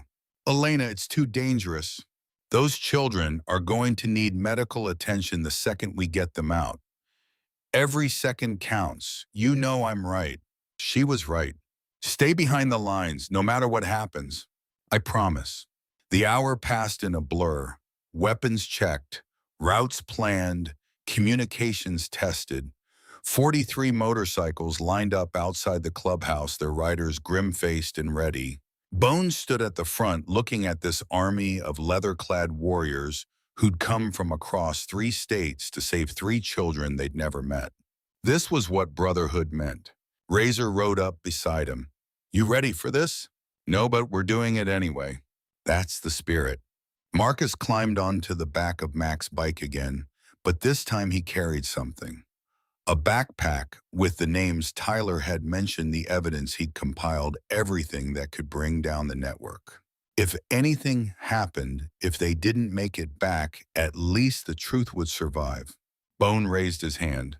43 engines roared to life. And they rode toward Colorado, toward the mountain, toward 3 children who'd already been failed by everyone else in their lives. This time would be different. It had to be. The journey took 8 hours. They rode hard, stopping only for fuel. By the time the Rocky Mountains came into view, the sun was beginning its descent toward the horizon. Ghost guided them via phone, directing them to a logging road 5 miles from the facility. They ditched the bikes and continued on foot through dense forest. Bone moved at the front, his military training flooding back. Hand signals, silent communication, tactical spacing. They reached the ridge overlooking the facility just as dusk fell, and Bone saw it. A massive concrete structure built into the mountainside. Guard towers, fences, armed patrols. It looked like a military installation. Jesus, Razor breathed beside him. Ghost's voice crackled through the radio. I'm showing heat signatures on 5 levels. Concentrated on levels 2 and 4. That's probably where they keep the kids. How many hostiles? 73 confirmed. Could be more. 73 against 43. Terrible odds. But they'd come too far to turn back now. The ventilation shaft is on the north side, Ghost continued. 300 yards from your position. Old mining tunnel. Collapsed about 50 yards in, but there's a gap. Should be big enough for a man to squeeze through. Should be. I'm working with 80-year-old survey maps. No guarantees. Bone looked at his brothers, saw the determination on their faces. All right, here's how this works. Team 1 Razor Doc and 10 others, you're with me. We go through the vent. We find those kids. We get them out. What about the rest of us? Mac asked. You wait for my signal. When you hear it, you come in loud. Front gate. Make as much noise as possible. Draw their attention. Give us cover to extract the children. What's the signal? Bone pulled out a flare gun. You'll know it when you see it. They moved through the forest like ghosts. By the time they reached the ventilation shaft, full darkness had fallen. The shaft entrance was overgrown with vegetation hidden behind decades of neglect. Bone pulled it aside and looked down into darkness. That's a long drop, Doc observed. 50 feet according to the survey, Ghost confirmed through the radio. They rigged ropes and descended one by one into the earth. The tunnel was worse than Bone expected. Narrow, unstable. The air thick with decades of dust and decay. They crawled forward inch by inch until they reached the collapse Ghost had mentioned. There, Razor pointed his flashlight at a gap in the rubble. Just big enough. Just big enough was optimistic. The gap was maybe 2 feet wide. Bone went first. He squeezed through, feeling rocks scrape against his back, tasting dust and fear. On the other side, the tunnel widened, and in the distance he could see light. They moved toward it. The tunnel ended at a metal grate. Through it, Bone could see a hallway. Fluorescent lights, concrete walls. They were in. Razor used bolt cutters on the grate. It came free with a soft squeal of metal. They dropped into the hallway one by one. Which way? Doc whispered. Bone closed his eyes, listened. In the distance, voices, footsteps, and underneath it all, something else. Crying, children crying. This way. They moved through corridors that looked more like a prison than a research facility. Steel doors, security cameras, armed guards at every junction. The guards went down quietly. Pressure points, sleeper holds. 20 years of military training put to use. They reached a stairwell and descended. Level 2, where Ghost said the heat signatures were concentrated. At the bottom of the stairs, a security door, keypad lock. Ghost, I need a code. Working on it? Gimme got it. 74291. Bone punched in the numbers. The door clicked open. And they saw it. Cells, dozens of them, each one containing a child. But these weren't cages like at the ranch. These were proper prison cells, reinforced, designed to hold people who fought back. "Tyler?" Marcus's voice echoed down the corridor. "Tyler, are you here?" A small voice answered from somewhere deep in the facility. "Marcus." Marcus took off running before Bone could stop him. "Marcus, wait." But the boy was gone, disappearing around a corner. Bone cursed and followed. They found Marcus at a cell door, his hands wrapped around the bars, staring at the boy inside. "Tyler, alive, unharmed." "You came," Tyler whispered. "You came again." "I'll always come," Marcus said, "always." Razor appeared with bolt cutters. The lock shattered. Tyler threw himself into Marcus's arms. "Where are Sophie and Danny?" Bone asked. Tyler pointed down the corridor. "2 doors down. They're together." They found them. Both alive, both terrified but unharmed. "How many others?" Bone asked. Tyler's face went pale. 47. Bone felt the number hit him like a hammer. 47 children. They'd come for 3, but there were 47. "Can we get them all out?" Razor asked. Bone looked down the corridor, at the cells stretching into the distance, at the children's faces pressed against the bars. "We don't have a choice." He pulled out the flare gun and fired it through a window. Red light exploded across the sky. And 30 seconds later, all hell broke loose. The sound of motorcycles, gunfire, explosions. Mac and the others hitting the front gate exactly as planned. "Move," Bone shouted. "Get these doors open, all of them." His team spread out, cutting locks, breaking hinges, tearing open every cell they could find. Children poured into the corridor. Some ran, some couldn't walk, some just stood there frozen by years of trauma. "This way," Elena's voice. She'd come through with the second wave. "Follow me, we're going home." Bone moved from cell to cell, helping children out, carrying the ones who couldn't move on their own. And then he saw him. At the end of the corridor, a man in an expensive suit flanked by 2 guards. Senator James Mitchell. Their eyes met. Mitchell smiled. "You're making a terrible mistake. The only mistake was letting you operate for this long. You have no idea who you're dealing with." "I know exactly who I'm dealing with. A predator, a monster, a coward who hurts children." Mitchell's smile faltered. He turned to run. Bone didn't shoot him. That wasn't who he was. Instead, he tackled him, drove him into the concrete floor, felt the satisfying crunch of bone meeting stone. "You're done," Bone said, pinning him down. "Your network is done. Every child you've ever hurt is going to see you rot in prison. The circle will never let me talk. They'll kill me before I can testify." "Then I guess you better hope the FBI gets here before they do." Sirens echoed through the mountain, federal agents flooding the facility. Ghost had kept his promise. He'd tipped off Agent Chen the moment they breached. Mitchell went pale. "You can't do this. I have rights. I have protection." "You have nothing." FBI agents swarmed in. Mitchell was dragged away in handcuffs, screaming about lawyers and immunity. Bone didn't listen. He was too busy watching the children, 47 of them being let out of cells, blinking in the harsh light, uncertain if this was real or just another cruel dream. Elena moved among them, checking injuries, offering comfort, being the calm in the midst of chaos. And Marcus stood with Tyler, Sophie, and Danny, all 4 of them, holding each other, crying alive. Razor appeared at Bone's side. "We got them, all of them." "How many?" 47 kids. 47. Bone felt his legs go weak. He leaned against the wall. They'd done it. Against impossible odds. Against a fortified facility. Against a network that spanned the country. They'd done it. But as he watched the children being led to safety, as he saw the fear slowly leaving their eyes, one thought kept echoing in his mind.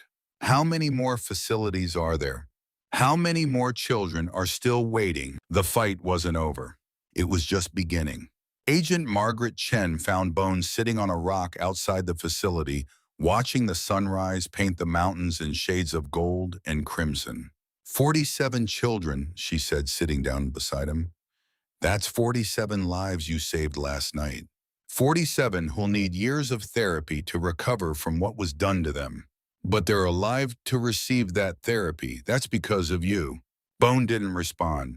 Chen pulled out a tablet. We've been processing the facility's records for the past 6 hours. What we found, she shook her head. Senator Mitchell wasn't just a buyer. He was a founding member of the organization running this. They call themselves the Circle. Marcus mentioned that name. They've been operating for over 20 years. Politicians, judges, business leaders. At least 50 members that we can confirm. Maybe more. She swiped through files. The mountain facility, one of 7 we've identified so far. There could be dozens more. The number hit Bone like a hammer. Dozens more facilities, hundreds more children. We're going to need your help, Chen continued. Official help. What you've built here, this network of bikers willing to fight for kids, that's valuable. We could use that. You want us to work with the FBI? I want us to work together. You have reach we don't. Trust from communities that don't trust federal agents. And you have something else. What's that? You give a damn, not because it's your job, because it's who you are. Chen stood up. Think about it. In the meantime, we've got Mitchell in custody. He's already trying to cut a deal. What kind of deal? Names for a reduced sentence. He's offering to give up the entire Circle network. And you're going to take it. We don't have a choice. Without his testimony, the others walk. With it, we can bring down the whole organization. Bone's jaw tightened. So he gets off easy. He'll do 25 years minimum. In protective custody because the Circle will want him dead. Chen's expression was grim. It's not perfect justice, but it's the best we can get.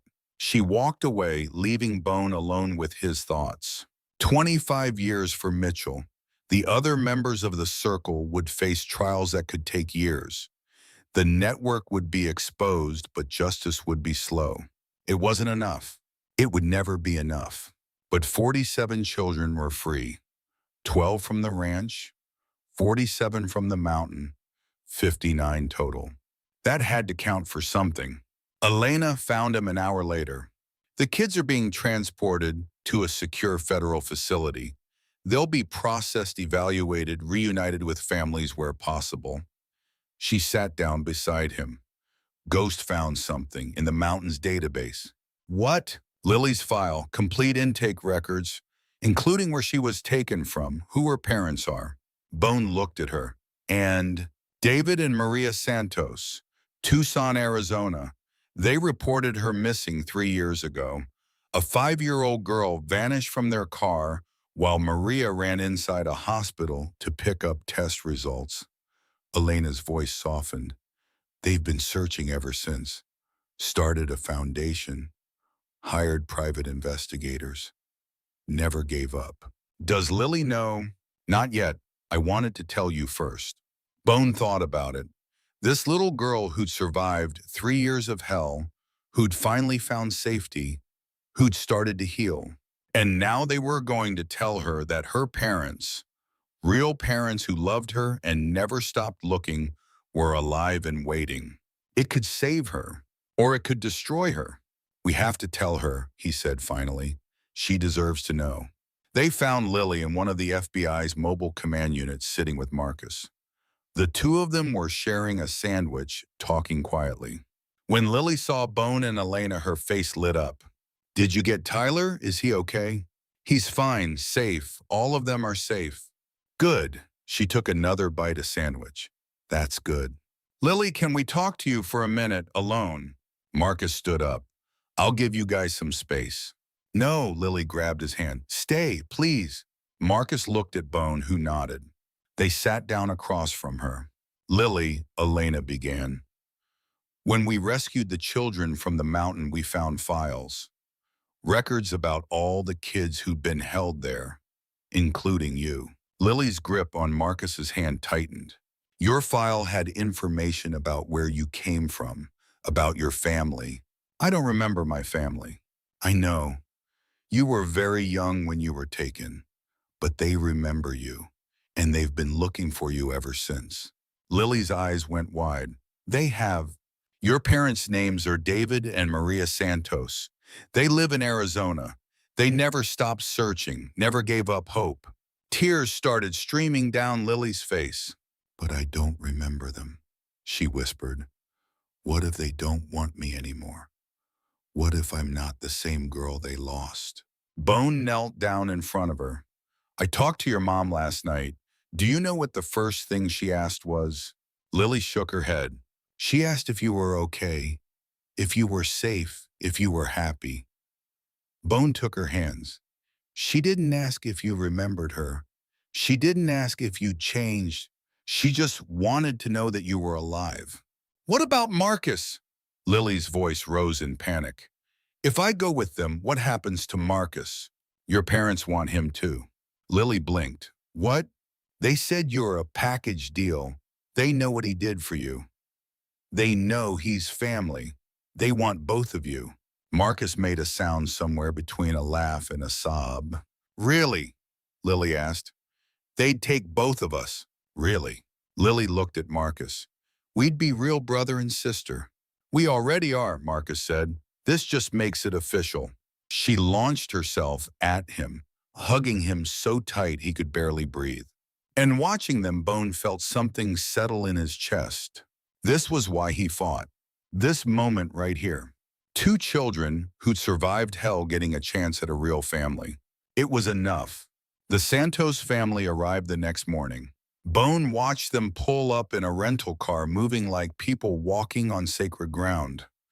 David was tall with graying hair and eyes that looked like they hadn't slept in 3 years. Maria was smaller with the same brown hair. Lily had the same shape to her eyes. They stood at the gate, holding hands so tightly their knuckles were white. Bone went to meet them. Mr. and Mrs. Santos, we know who you are, David interrupted. His voice was rough with emotion.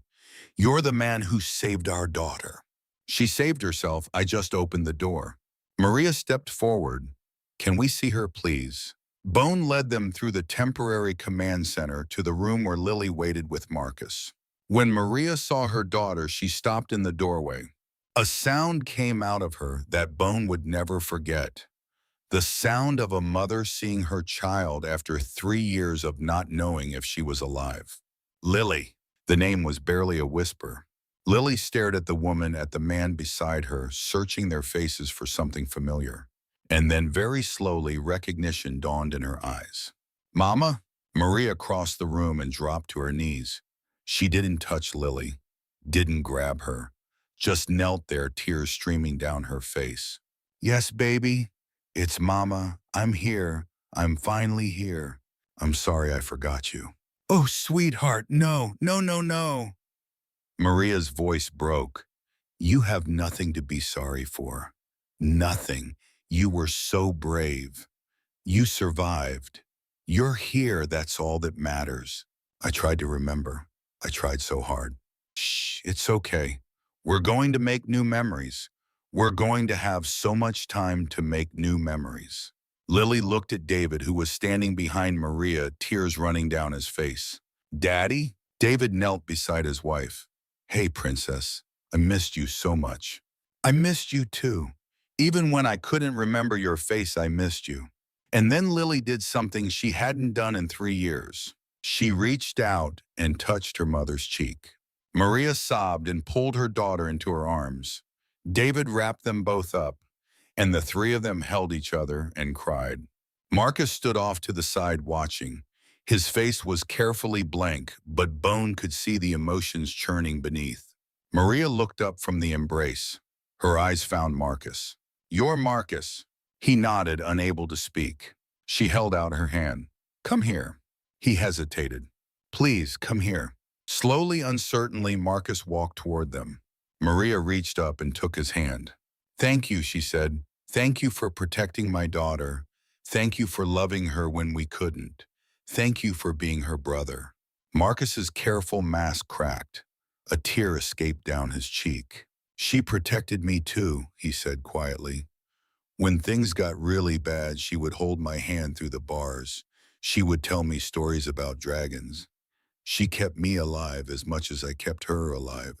Maria pulled him into the embrace. 4 people now, a family being born from the ashes of tragedy. Bone watched from the doorway. Elena appeared beside him. "That's beautiful," she whispered. "Yeah, you did that. You made that happen." "We all did." "No." She looked at him. 3 days ago, those children were in cages. That boy was alone. That family was broken. Now look at them. Bone shook his head. I just, don't you dare downplay what you've done. Not now, not after everything. He looked at her, this woman who knew him better than anyone. "There's something else," she said. "Ghost found more information about Marcus's mother." Bone's stomach clenched. What kind of information? She didn't abandon him, not the way he thought. Elena pulled out a folder. Her name was Jennifer Bennett. She was an addict, that part is true. But 2 weeks before Marcus was taken, she checked herself into rehab. She got clean. She got clean. Spent 6 months fighting her demons. And when she got out, she went looking for Marcus. Elena's voice was thick with emotion. She spent 2 years searching, went to police, hired investigators. She didn't have money, so she worked 3 jobs and spent every penny trying to find him. Where is she now? Elena's expression answered the question before her words did. She died 8 months ago, cancer. Bone closed his eyes. But there's more, Elena continued. In her final week, she saw the news coverage, the raid on the mountain, the children being rescued. She saw Marcus's face. She knew he was alive. She knew he was safe, and she wrote him a letter. Elena handed Bone an envelope, old, worn, addressed in shaky handwriting. "To my son Marcus, wherever you are." "He needs to see this," Bone said. "I know, but not today. Let him have today with his new family. Tomorrow is soon enough for grief." She was right. They watched the Santos family for a few more minutes, then quietly left them alone. The next 3 days were a whirlwind. FBI interviews, medical evaluations, social workers assessing each of the rescued children, media coverage that turned the Hells Angels into unlikely heroes. Bone refused every interview request. So did the other members. They hadn't done this for recognition, but the world noticed anyway. Donations poured in. Money for the children, money for their recovery, money for legal fees and medical bills and therapy sessions that would continue for years. More importantly, people reached out to help. Former law enforcement, social workers, therapists, families willing to open their homes to children who had nowhere else to go. And in the midst of all this, Ghost worked. He compiled evidence, built cases, traced the Circle's network across the country. Operation Clean Sweep launched on a Tuesday morning. 23 arrests in 12 states. Politicians, judges, business leaders, law enforcement officials. The Circle exposed and dismantled in a single coordinated strike. The news coverage was relentless. Every channel, every newspaper, every website. The Hells Angels chapter became famous overnight, not for violence, not for crime, for protection, for justice, for riding into hell to save children no one else would save. Bone stood at the window of the clubhouse watching the media circus beyond the gate. "It's overwhelming," Razor said beside him. "Yeah, but it's also opportunity." Chen's offer working with the FBI officially, building something that lasts. Bone thought about it. 59 children saved. But Ghost had identified 15 more facilities, maybe dozens more beyond that. How many children were still waiting? "We're going to do it," he said. "We're going to build a program, something official, something that can actually make a difference." "The Guardian program," Razor said. "That's what we'll call it." "I like it." They spent the next week planning. A network spanning 3 states to start. Safe houses, vetted foster families, legal aid, therapy services, Everything a child needed to rebuild a life that had been shattered. And at the center of it all, the Hell's Angels, not as vigilantes, as protectors. David and Maria Santos stayed at the clubhouse during the transition. They spent every moment with Lily and Marcus building bonds that had been severed by violence and time. On the third day, Bone found Marcus sitting alone in the garage, staring at the envelope Elena had given him. His mother's letter. "You don't have to read it if you're not ready," Bone said. Marcus looked up. "I want to. I'm just scared." "Of what?" "Of what she'll say. What if she blames me for not finding her? What if she—" His voice cracked. "What if she died thinking I didn't care?" Bone sat down beside him. "Your mother spent 2 years looking for you. She never stopped. Even when she got sick. Even when it was hopeless. She never stopped." He paused. "That's not the behavior of someone who thought you didn't care. That's the behavior of someone who loved you more than anything." Marcus's hands shook as he opened the envelope.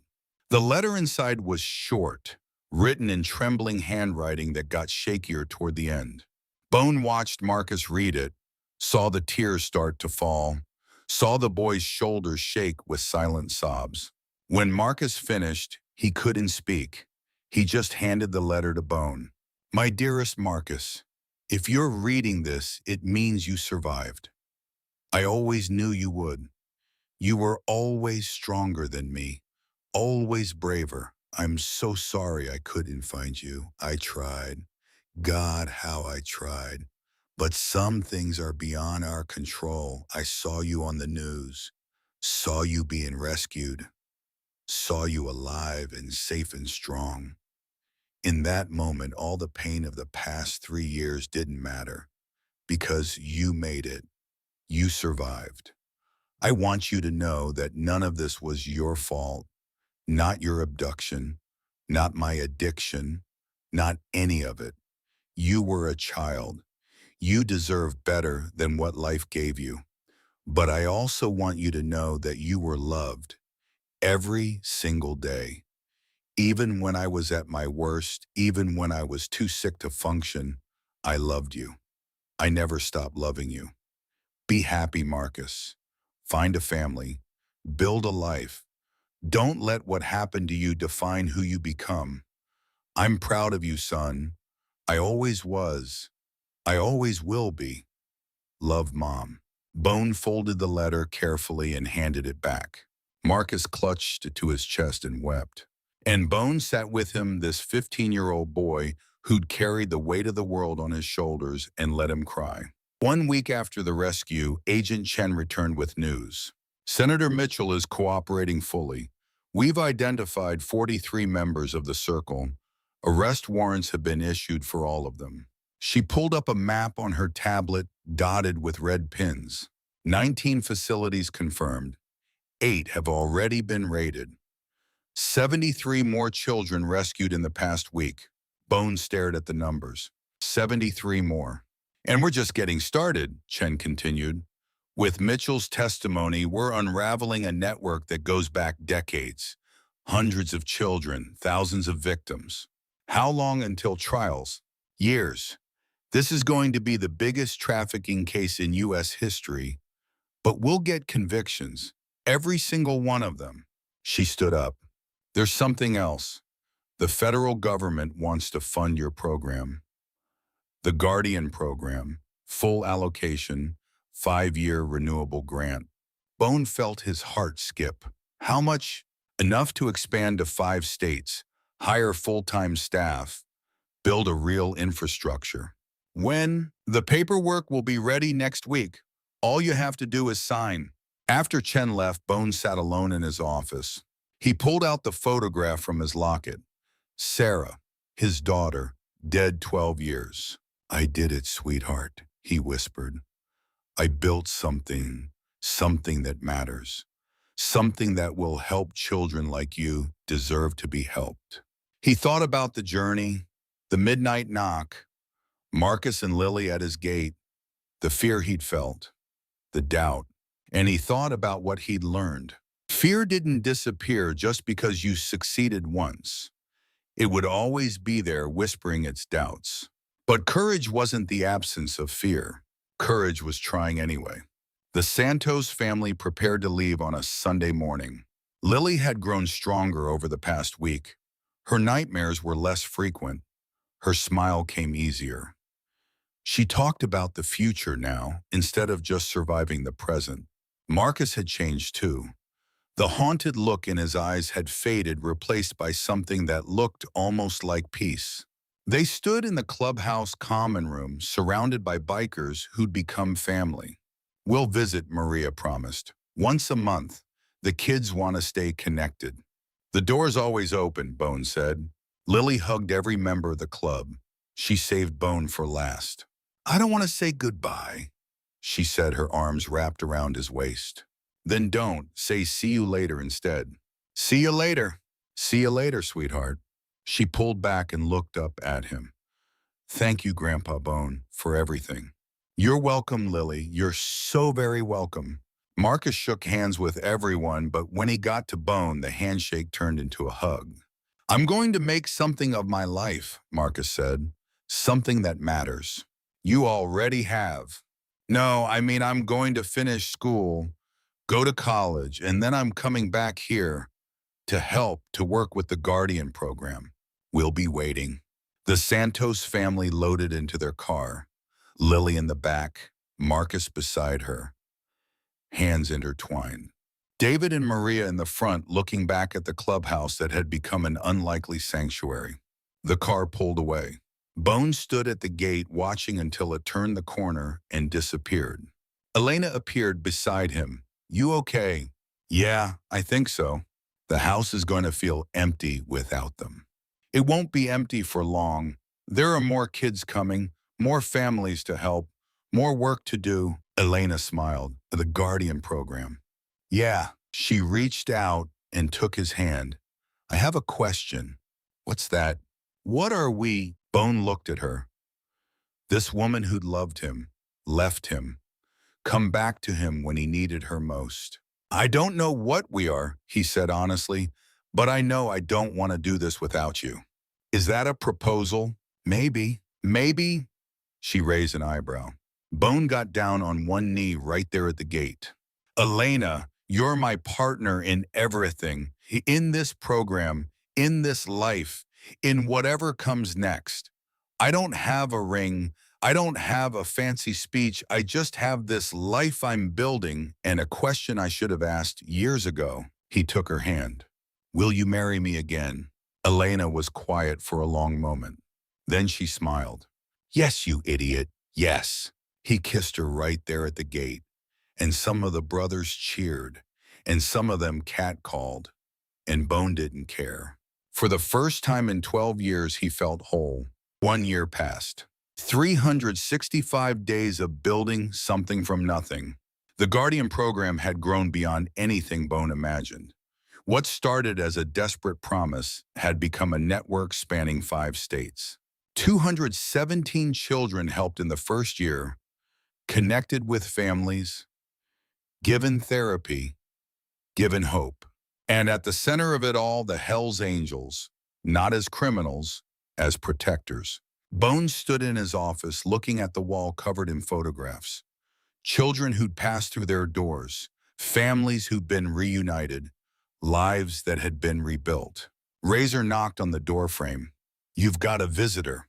Bone turned. Marcus stood at the gate. He was taller now, 16 years old, carrying himself like someone much older. The haunted look in his eyes had faded, replaced by something steadier. "Hey, old man," Marcus called. Bone felt a grin spread across his face. "Who are you calling old?" They met in the middle. The handshake turned into a hug, same as always. "You look good," Bone said. "Arizona treating you well?" "Better than I expected. The Santos family is—" Marcus shook his head. "They're incredible. They treat me like I've always been theirs." "That's because you have. Family isn't about blood, it's about who shows up. You taught me that." They walked inside together. The clubhouse had changed. The garage was still there, still functional, but half the space had been converted. A reception area, offices, a playroom for children waiting to be placed. Marcus took it all in. You've been busy. The work never stops. How many kids this year? 217 placed with families, connected with services, given a chance. That's incredible. It's not enough. It'll never be enough, but it's a start. Elena appeared. When she saw Marcus, her face lit up. Look at you. She pulled him into a hug. You're so tall. Are they feeding you? I'm fine, Elena. Maria's cooking is amazing. She's teaching me her grandmother's recipes. Elena held him at arm's length. You look healthy, happy. Are you happy? Yeah, Marcus said softly. I am. Good, that's all I needed to hear. After the reunion settled, Bone pulled Marcus aside. I'm guessing this isn't just a social visit. You're right, Marcus took a breath. I'm graduating early. The Santos hired tutors. I've been doing accelerated coursework. I'll have my diploma in 2 months. That's impressive. What's next? College eventually, but first, Marcus leaned forward. I want to come back here, work with the Guardian program full-time. Bones studied the boy's face. That's a big commitment. I know, the work is hard, emotionally draining. You see things that stay with you forever. I've already seen things that stay with me forever. At least this way I can make sure other kids don't have to. What do David and Maria say? They support it. They want me to be happy. And this makes you happy. Marcus gestured around them. This is where I feel like I can make a difference. Bone was quiet for a long moment. Then he smiled. When can you start? 2 months after graduation. We'll be ready. They shook hands, and Bone felt something settle in his chest. This boy, this survivor, was going to help save other children. The cycle of pain was being broken, replaced by a cycle of healing. That night, long after Marcus had left, Bone sat in his office one final time. He looked at Sarah's photograph. I think I finally understand, he whispered. Why I survived when you didn't.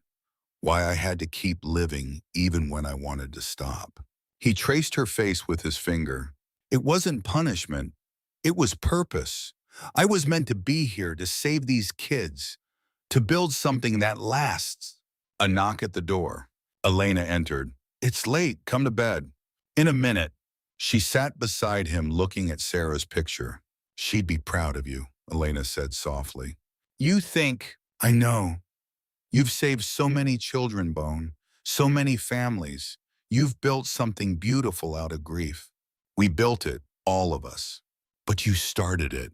That night when Marcus knocked on the door, you could have turned them away. You were so afraid of failing. I was terrified. But you tried anyway. That's the difference between a good man and a great one. Bone closed the locket. Come on, Elena said, standing up. Tomorrow's a big day, the board meeting for the federal grant expansion. Don't remind me. It's going to be fine. They're going to approve it. We'll see. But as they walked out of the office, Bone felt something he hadn't felt in years. Optimism. Real, genuine hope for the future. The next morning, Bone stood before a panel of federal officials. He'd prepared a speech, memorized statistics, practiced answers. He threw it all out in the first minute. I'm not going to read numbers at you. You've seen the reports. You know what we've accomplished. He looked at the faces watching him. What I want to tell you is a story. 14 months ago, a boy showed up at my door at 2:47 in the morning. He was 15 years old. He was carrying his little sister. They'd walked 40 miles through the desert to reach us. He told them everything, the ranch, the mountain, the circle, the children in cages, the impossible rescue. When he finished, the room was silent. A woman in the center spoke first. Mr. Harrison, what you've described is remarkable. But how do we know this will continue? How do we know the Guardian program is sustainable? Because there will always be children who need help, and there will always be people willing to fight for them. Bone leaned forward. You're not funding a program. You're funding a promise. A promise that no child will ever fall through the cracks again. The deliberation took hours, but when the call came, the answer was yes. Full federal funding, 5-year renewable grant, expansion to 10 states. The Guardian program was official. That night, the clubhouse erupted in celebration. But Bone stood outside looking at the stars. And he made one final promise. To Sarah, to Marcus, to Lily, to all the children still waiting for rescue. I won't stop. I'll keep fighting for as long as I have breath in my body. A sound at the gate. Bone turned. A girl stood there, maybe 13, bruises on her arms, fear in her eyes. Behind her, clutching her hand, a younger boy, maybe 7. Same look, same fear, same desperate hope. The cycle beginning again. The girl looked up at Bone. Her voice was barely a whisper. Please, they said you help people. They said you save kids like us. Bone looked at these children, at the work that would never end, at the promise he'd made. He opened the door wider. Come inside, you're safe now. They stepped through the threshold, and somewhere watching over them all, Sarah smiled. Because her father had finally found his purpose, not in grief, not in loss, but in protection, in justice, in love. The Hells Angels weren't looking to be heroes. They were just people who saw someone in need and chose to act. And sometimes that's all it takes to change the world. One knock at midnight, one open door, one promise kept, and a legacy that would echo through generations. Proof that even in the darkest corners of the world, there are those who will always stand up, fight back, and protect the innocent. No matter the cost, no matter the odds, no matter what, that's what family does. That's what heroes do. And that's what the Guardian program was built on. A promise that would never be broken, a door that would never close, and a man who finally understood that saving one child at a time was how you change the world. Bone looked at the 2 new children, at their terrified faces, at the hope flickering beneath their fear, and he smiled. Welcome home. The end. Total word count, 24,847 words.